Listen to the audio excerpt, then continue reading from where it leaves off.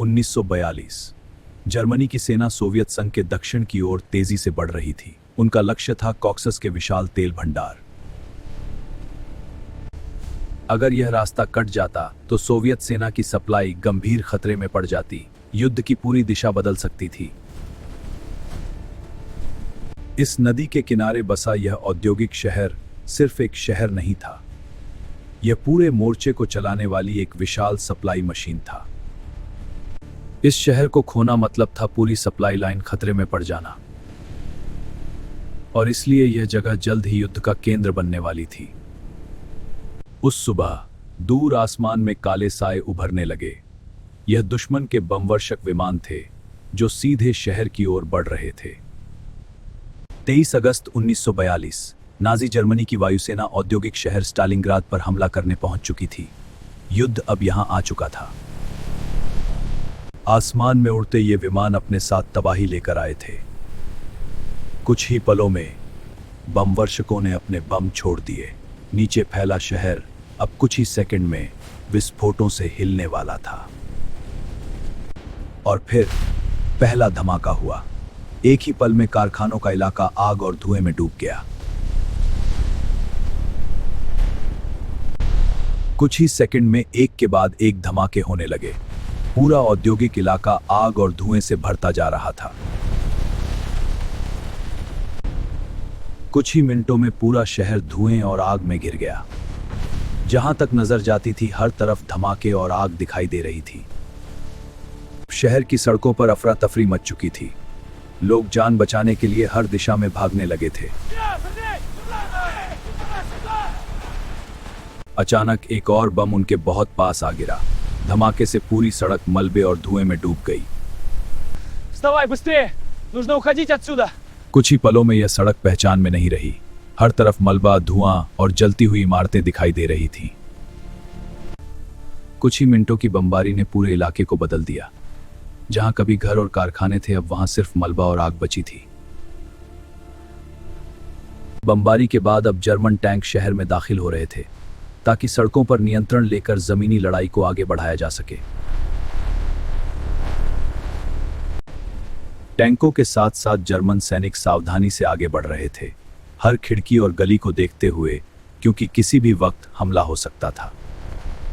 German सैनिक आगे बढ़ रहे थे, लेकिन उन्हें पता नहीं था कि सोवियत सैनिक पहले से ही छिपकर उनके इंतजार में बैठे थे। हमले से पहले इवान अपनी पोजीशन संभाल रहा था ताकि सही समय पर बिना चूके पहला वार किया जा सके। जैसे ही जर्मन सैनिक खुले में आए, सोवियत सैनिकों ने एक साथ हमला शुरू किया और उन्हें तुरंत कवर लेने पर मजबूर कर दिया। ऊपर की खिड़कियों से मशीन गनों की लगातार फायरिंग शुरू हुई, जिससे जर्मन सैनिक सड़कों पर ही दबकर रह गए और आगे बढ़ना मुश्किल हो गया। लगातार दबाव में आने के बाद जर्मन टैंक ने सीधा जवाब दिया और इमारत पर गोला दागकर सामने की फायरिंग को रोकने की कोशिश की। टैंक के गोले का असर तुरंत दिखा। इमारत का हिस्सा टूटकर गिरने लगा और उस तरफ से आ रही सोवियत फायरिंग अचानक बंद हो गई। कमरों के अंदर छिपे सैनिकों को निकालने के लिए जर्मन सैनिकों ने हैंड ग्रेनेड का इस्तेमाल किया, जिससे अंदर मौजूद सोवियत सैनिकों को भारी नुकसान हुआ। जर्मन सैनिक सीढ़ियों से ऊपर बढ़ने की कोशिश कर रहे थे, लेकिन पहली मंजिल पर मौजूद सोवियत सैनिक लगातार फायरिंग करके उन्हें आगे बढ़ने से रोक रहे थे। शहर के इंडस्ट्रियल इलाके में एक और करीबी लड़ाई चल रही थी, जहां दोनों पक्ष मशीनों के बीच कवर लेकर लड़ रहे थे और हर कदम पर खतरा बढ़ रहा था। पूरे शहर में अलग अलग जगहों पर लड़ाई जारी थी। हर तरफ भारी नुकसान और सिर्फ तबाही ही नजर आ रही थी। इसी लड़ाई के दौरान एक ऐसा सैनिक भी था, वसीली जाइत्सेव, जो एक प्रशिक्षित स्नाइपर था और हर मूवमेंट को ध्यान से देख रहा था। ऊपर से वसीली जाइत्सेव जर्मन गश्ती दल की हर मूवमेंट पर शिकारी बाज की तरह नजर टिकाए बैठा था और सही निशाने का इंतजार कर रहा था। सही दूरी और सही समय मिलते ही स्नाइपर ने पहला शॉट लिया और एक ही गोली में जर्मन सैनिक को गिरा दिया।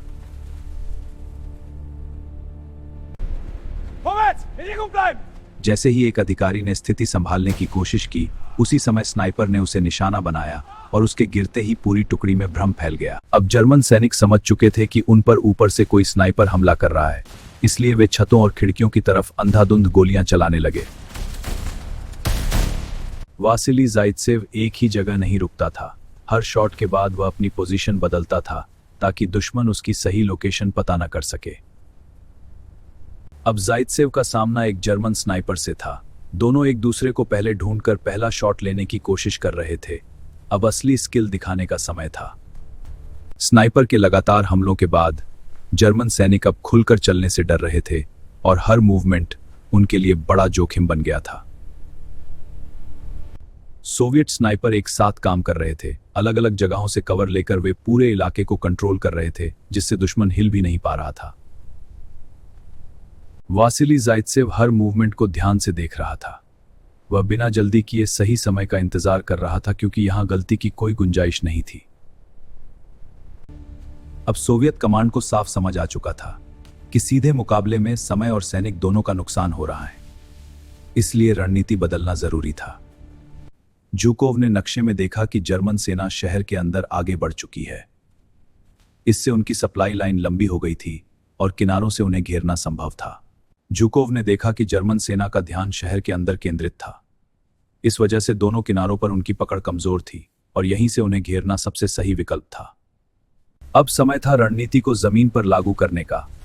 आर्टिलरी यूनिट्स को एक लाइन में तैनात किया गया ताकि एक साथ फायर करके दुश्मन की पोजीशन को कमजोर किया जा सके। दूसरी तरफ सोवियत टैंक पोजीशन ले रहे थे ताकि जर्मन सैनिकों पर और ज्यादा दबाव बनाया जा सके। अब पैदल सैनिक भी हमले के लिए तैयार थे। टैंक और आर्टिलरी के साथ मिलकर उन्हें आगे बढ़ना था। जर्मन सैनिक अब हर तरफ से घिर चुके थे। सोवियत सेना तीनों दिशाओं से हमला करने के लिए तैयार थी। अब समय था दुश्मन को मुंह तोड़ जवाब देने का। अब हमला शुरू हो चुका था। पीछे से आर्टिलरी फायर कर रही थी और टैंक के साथ पैदल सैनिक आगे बढ़कर जमीन पर कब्जा करने की कोशिश कर रहे थे। जैसे ही आर्टिलरी अटैक शुरू हुआ, गोले सीधे जर्मन पोजीशन पर गिरने लगे, जिससे जर्मन सेना में भगदड़ मच गई और वो कवर लेने को मजबूर हो गए। रोमानियन सैनिक जो जर्मनी का इस लड़ाई में साथ दे रहे थे, उनकी लाइन पहले से ही कमजोर थी और जैसे ही भारी हमला हुआ, वो तेजी से टूटने लगी। अब रास्ता खुल चुका था। रोमानियन लाइन टूटते ही सोवियत टैंक सीधे अंदर घुसने लगे और उनके पीछे पैदल सैनिक आगे बढ़ते हुए पूरी पोजीशन पर दबाव बना रहे थे। फ्लैंक टूटने के बाद जर्मन यूनिट्स के पास ज्यादा विकल्प नहीं था। उन्हें तेजी से पीछे हटना पड़ा, क्योंकि बढ़ते हुए दबाव के सामने वो टिक नहीं पा रहे थे। अब सोवियत टैंक तेजी से अलग अलग दिशाओं से आगे बढ़ रहे थे। मकसद साफ था, जर्मन सेना को घेर कर पूरी तरह फंसा दिया जाए। उत्तर से आने वाली सोवियत फोर्स तेजी से अपनी पोजीशन आगे कर रही थी, ताकि दक्षिण से बढ़ रही यूनिट्स के साथ जुड़कर घेरा बंद किया जा सके। और उनका साथ देने के लिए दक्षिण यूनिट्स भी उसी गति से अंदर की तरफ बढ़ रही थी। अब उनका फोकस था अंतिम गैप को बंद करना। चारों तरफ हलचल दिख रही थी, लेकिन कोई साफ दिशा नहीं थी। जर्मन यूनिट्स अब खुले मैदान में फंसी हुई थी और हालात उनके कंट्रोल से बाहर जा रहे थे। अब कमांड को समझ आ गया था। सोवियत फोर्स का लिंक हो चुका था और जर्मन सेना की स्थिति अब नियंत्रण से बाहर जा चुकी थी। जर्मन यूनिट्स छोटे छोटे कवर में बंट गई थी। वे एक दूसरे से भी दूरी पर थीं और मूवमेंट बहुत सीमित हो चुका था। लड़ाई की आवाजें कम हो चुकी थीं। सिर्फ गिरती बर्फ टूटे हुए शहर को ढक रही थी और सब कुछ धीरे धीरे शांत हो रहा था। अब जरूरी सप्लाई नहीं पहुंच रही थी और ठंड इतनी बढ़ गई थी कि सैनिकों को गर्म रहने के लिए जो भी मिल रहा था उसे जलाना पड़ रहा था। खाने की कमी साफ दिखने लगी थी। सैनिकों के पास बहुत कम राशन बचा था और उनकी ताकत धीरे धीरे खत्म हो रही थी। और तभी अचानक आर्टिलरी फायर शुरू हुआ। गोले जर्मन पोजीशन के आसपास गिरने लगे। भूख और ठंड से बेहाल सैनिकों के पास कवर लेने के अलावा कोई रास्ता नहीं था। जर्मन यूनिट्स धीरे धीरे पीछे हट रही थीं। वे थके हुए थे, लेकिन फिर भी चलते जा रहे थे, क्योंकि रुकना अब सुरक्षित नहीं था। सोवियत फोर्स ठंड के बीच भी बिना रुके आगे बढ़ रही थी। वे लगातार मूव कर रहे थे और जर्मन यूनिट्स को पीछे धकेल रहे थे। जर्मन यूनिट्स अपने घायल सैनिकों को सहारा देकर पीछे ले जा रही थी।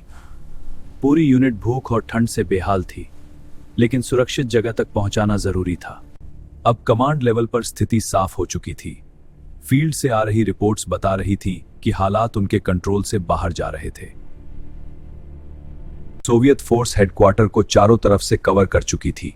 सोवियत पोजीशन इतनी मजबूत थी कि जर्मन्स का बाहर निकलना असंभव हो गया था।